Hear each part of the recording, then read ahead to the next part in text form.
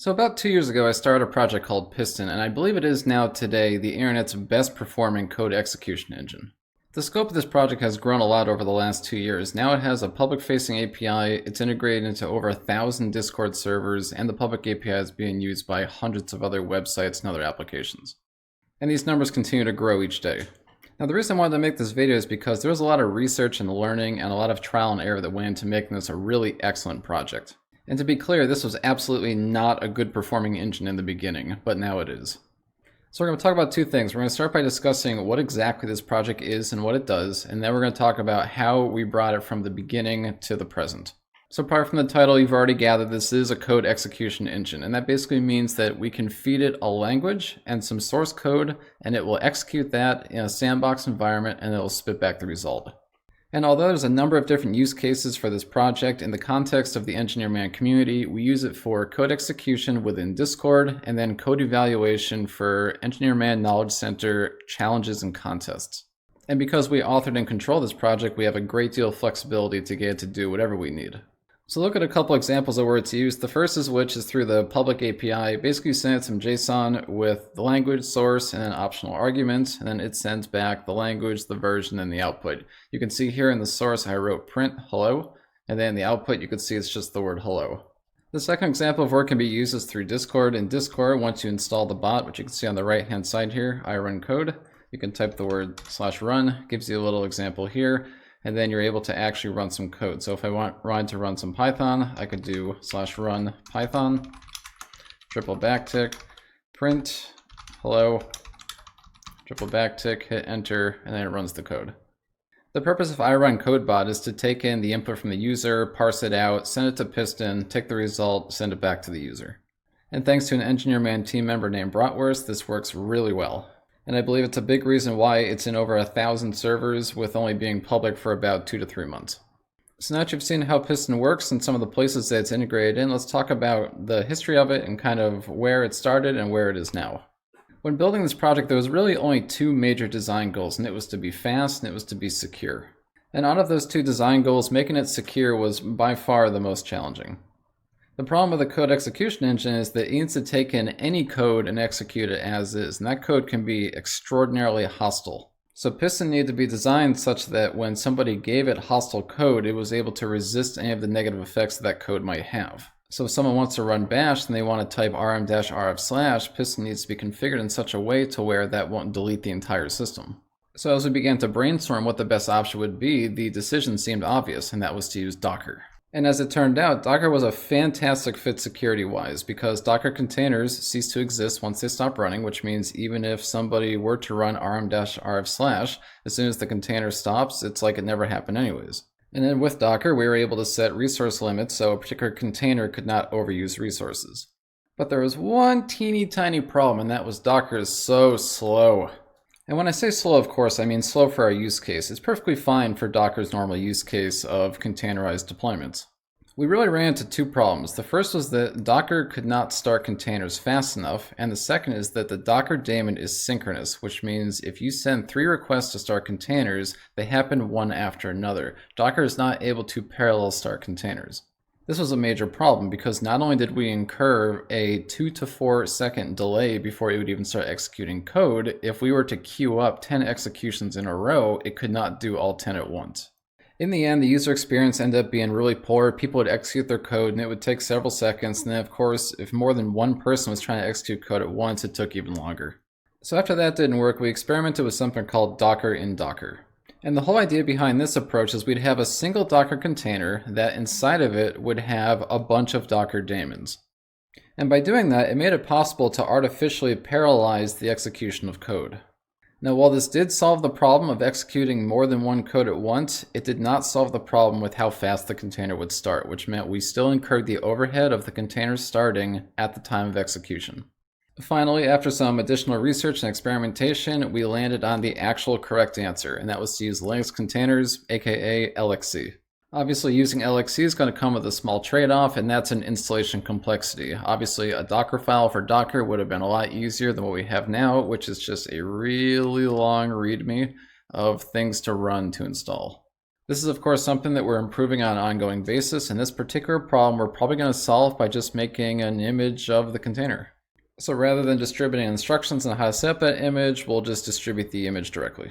So now that we've settled on a final container solution, I want to talk about some of the principles of operation and some of the stuff we did for security to make this work.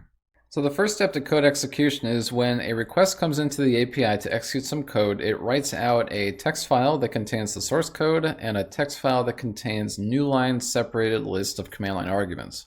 Once those two files are in place, a custom executor that's made per language gets evoked.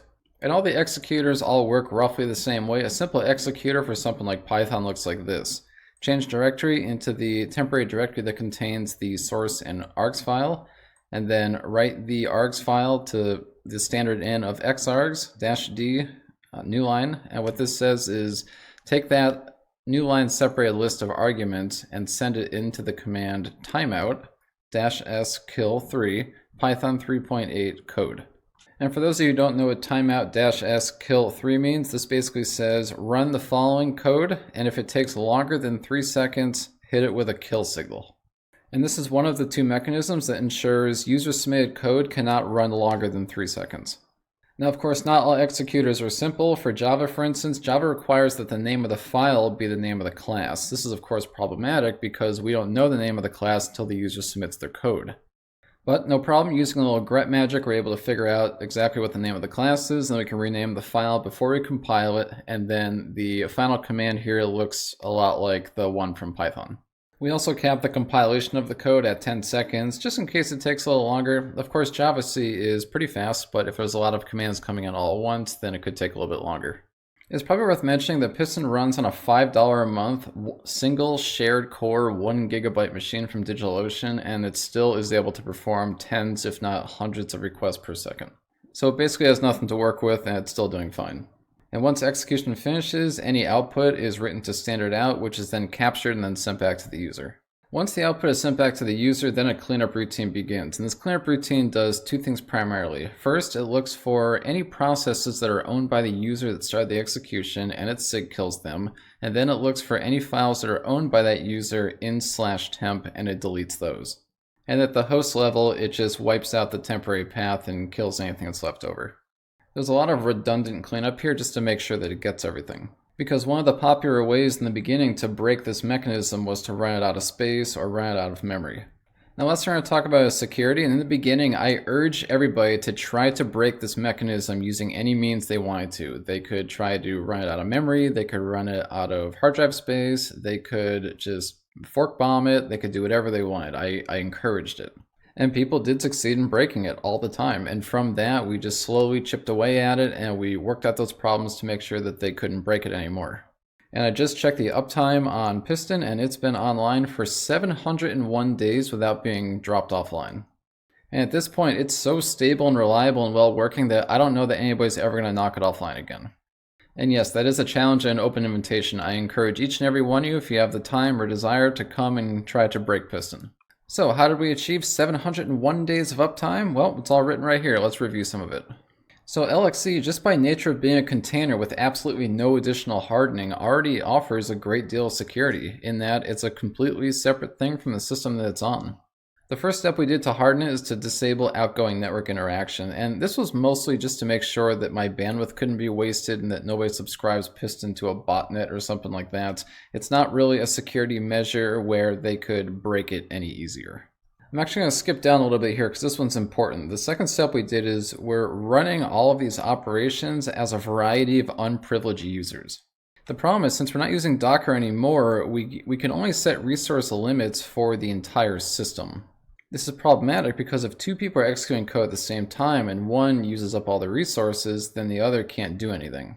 So I came up with a nifty idea where I would create 150 users on the system, runner 1, runner 2, runner 3, all the way up to runner 150. And every time somebody executed code, I would just increment it by 1. So if one person did execution, it would run as runner 1. The next person, runner 2. The next person, runner 3, and so on. When it got to runner 150, it would loop back to runner 1. And what this allowed me to do is it allowed me to set specific resources per runner, and that meant that each code execution had its own set of resources. So the two primary limits we put here is we put a number of processes limit at 64 and a number of open files limit at 2048. And then some more information on those two things. The capping max process is 64. What this is going to resist is things like fork bombs. And fork bombs are very problematic because if you don't have mitigation techniques in place, it's almost a guaranteed system crash. And then capping max files at 2048, and this is max open files. So if you open, tens of thousands of file descriptors and you just saturate all the resources on the system, then it can't really do what it needs to do. The next hardening technique is to mount all the resources as read-only. Basically, from a runner user's standpoint, the entire system is read-only with the exception of the /temp directory and only files that they created. And this is going to resist the classic rm-rf no preserve root /, which would ordinarily delete the entire system. As you saw earlier in the executor, we're capping runtime execution at 3 seconds, and this is tunable. We could raise this to 5 seconds if we thought it needed to be, but usually any code that's executing longer than 5 seconds is probably executing forever in an infinite loop. And that's problematic because if the program never exits, then it's there forever, and it just keeps eating up resources. So it's important that Piston get rid of that process after 3 seconds. We're also going to cap standard out to 65,536 characters. This is going to ensure that a process cannot just write runaway content forever and just use up all the resources.